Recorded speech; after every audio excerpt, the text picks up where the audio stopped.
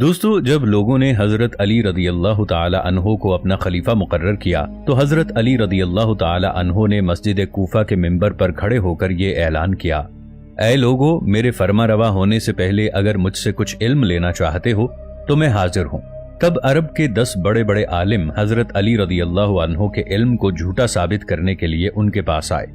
اور متکبرانہ انداز میں گویا ہوئے: اے حضرت علی رضی اللہ عنہ، تم نے مسجد کوفہ کے منبر پر کھڑے ہو کر یہ دعویٰ کیا ہے، اگر کوئی آپ سے جس طرح کا چاہے مرضی سوال کرے آپ اس کا اپنے علم کے مطابق بالکل درست جواب دیں گے۔ حضرت علی رضی اللہ تعالی عنہ نے ارشاد فرمایا: اے عرب سے آنے والے معزز مہمانوں،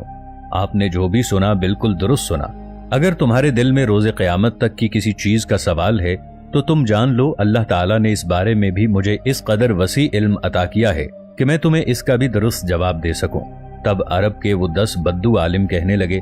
کہ ہم تم سے ایک ایک کر کے سوال کریں گے،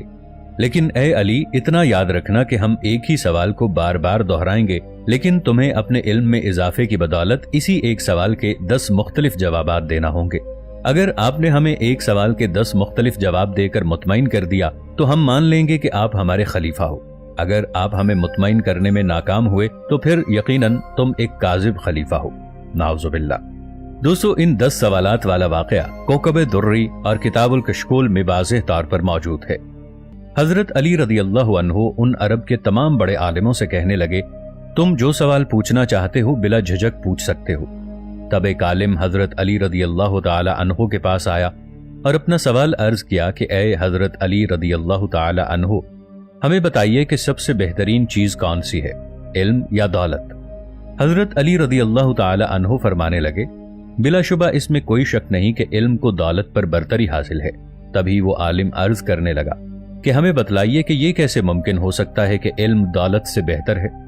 حضرت علی رضی اللہ تعالی عنہ نے ایک حیران کر دینے والا جواب دیا کہ اے ابن آدم، اگر تم دولت کو خرچ کرتے رہو گے تو وہ ایک دن ختم ہو جائے گی، جبکہ تم علم کو جتنا خرچ کرو گے وہ اتنا بڑھتا جائے گا۔ یہی وجہ ہے کہ علم کو دولت پر فوقیت حاصل ہے۔ یہ سن کر پہلا سوال کرنے والا شخص بہت متاثر ہوا اور عرض کرنے لگا: اے حضرت علی رضی اللہ عنہ، آپ نے میرا دل و دماغ مطمئن کر دیا ہے۔ تب دوسرا عالم آگے بڑھا اور اس نے اپنا وہی سوال دہرایا کہ کیا علم بہتر ہے یا دولت؟ حضرت علی رضی اللہ تعالی عنہ فرمانے لگے: اے ابن آدم، اس میں کوئی شک نہیں کہ علم دولت سے بہترین ہے۔ تو وہ سوالی بھی یہ سوال کرنے لگا کہ علم دولت سے کیسے بہتر ہو سکتا ہے؟ حضرت علی رضی اللہ تعالی عنہ فرمانے لگے کہ اے اللہ کے بندے، ایک مال و دولت والے آدمی سے اس کی دولت چرائی جا سکتی ہے، اس کا مال چوری ہو سکتا ہے، مگر ایک عالم سے اور اہل علم سے یہ چیز چرائی نہیں جا سکتی۔ اسی طرح تیسرا عالم آگے بڑھا اور اس نے اپنا وہی سوال دہرایا کہ اے حضرت علی رضی اللہ عنہ، ہمیں بتائیے کیا علم بہتر ہے یا مال و دولت بہتر ہے؟ حضرت علی کرم اللہ وجہہ نے جیسا کہ پہلے ان 2 آدمیوں کو جواب دیا تھا اس کو بھی یہی جواب دیا: بے شک علم دولت سے بہتر ہے۔ تبھی وہ آدمی کہنے لگا کہ کوئی ایسی دلیل دیجئے جس سے میرا دماغ مطمئن ہو جائے۔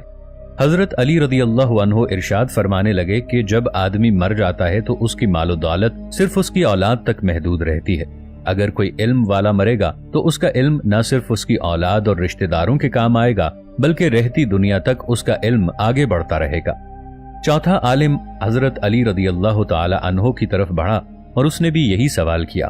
حضرت علی رضی اللہ تعالی عنہ ارشاد فرمانے لگے: اے ابن آدم، انسان جب مر جاتا ہے اسے قبر میں اتارا جاتا ہے تو اس کے ساتھ اس کی دولت ختم ہو جاتی ہے اور رفتہ رفتہ وہ سب کے ذہنوں سے مٹنا شروع ہو جاتا ہے،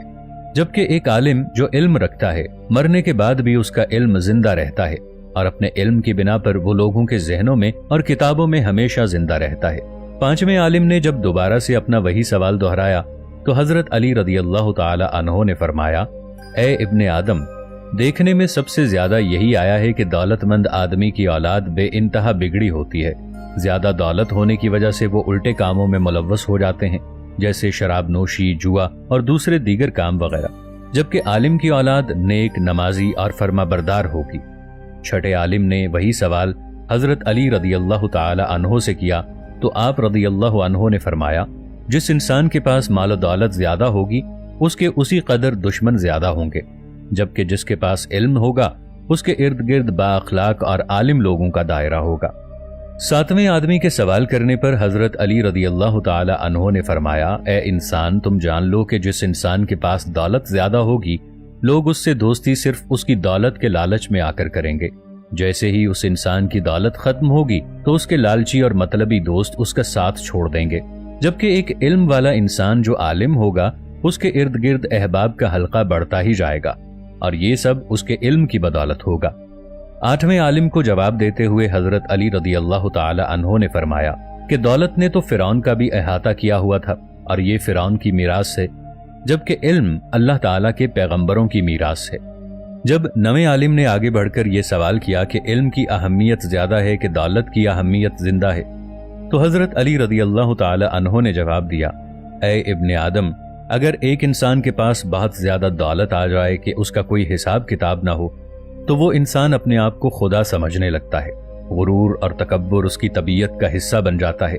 लेकिन जिस मोमिन के पास अंबिया की तरह इल्म होता है, उसे बेशक हजरत इब्राहीम अलैहिस्सलाम की तरह जलती हुई आग में डाल दिया जाए तो फिर भी कहता है कि मेरा खुदा एक है और मेरा खुदा बेशक अल्लाह वहदहू ला शरीक है।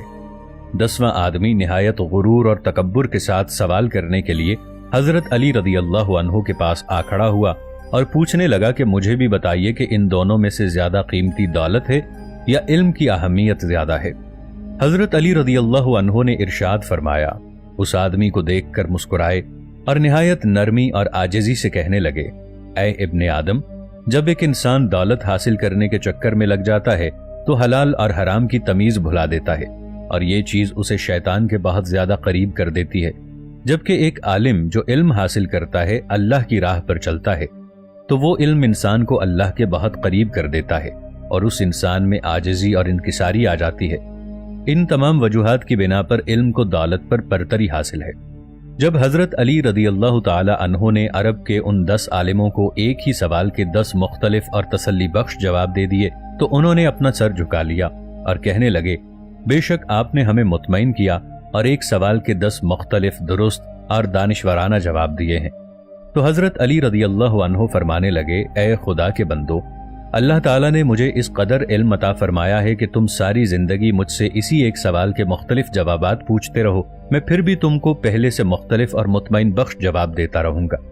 उन 10 आलिमों ने जब हजरत अली रदी अल्लाह अन्हु की ये बात सुनी तो उन्होंने शिकस्त से अपने सर झुका लिए और हजरत अली रदी अल्लाह ताला अन्हु की खिलाफत का ऐलान किया कि हम आप रदी अल्लाह अन्हु को खलीफा मानते हैं।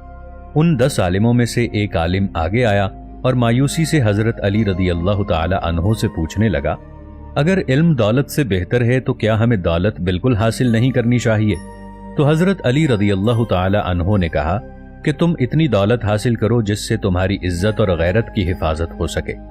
ऐसी दौलत हासिल करो जो तुम्हें अल्लाह के सिवा किसी और का मोहताज न बनाए और तुम्हारी दुनियावी जरूरियात को एहसन तरीके से पूरा कर सके। अगर तुम्हारे पास दौलत तुम्हारी जरूरियात से ज्यादा है तो तुम्हें चाहिए कि तुम अल्लाह की बाकी मखलूकात को भी इसमें से हिस्सा दो। अल्लाह ताला ने कुरान मजीद में भी ये इरशाद फरमाया है कि ए ईमान वालो, जान लो तुम्हारा माल, तुम्हारी औलाद इस दुनिया में तुम्हारे लिए एक आजमाइश है। कहीं ऐसा न हो तुम्हारा माल और तुम्हारी औलाद तुम्हें अल्लाह की याद से गाफिल कर दे और फिर जो ऐसा करेंगे वही क़यामत के दिन हमेशा हमेशा का नुकसान उठाने वालों में से होंगे। और जान लो कि क़यामत के दिन ना ही तुम्हारा माल और ना ही तुम्हारी औलाद तुम्हारे कुछ काम आएगी, इसलिए तुम्हारा हकीकी माल वही है जो तुम दुनिया में कमाओ और आखिरत में भी तुम्हारे काम आए। अल्लाह ताला हमें इल्म हासिल करने और रिज़्क़ हलाल कमाने की तौफीक अता फरमाए। आमीन।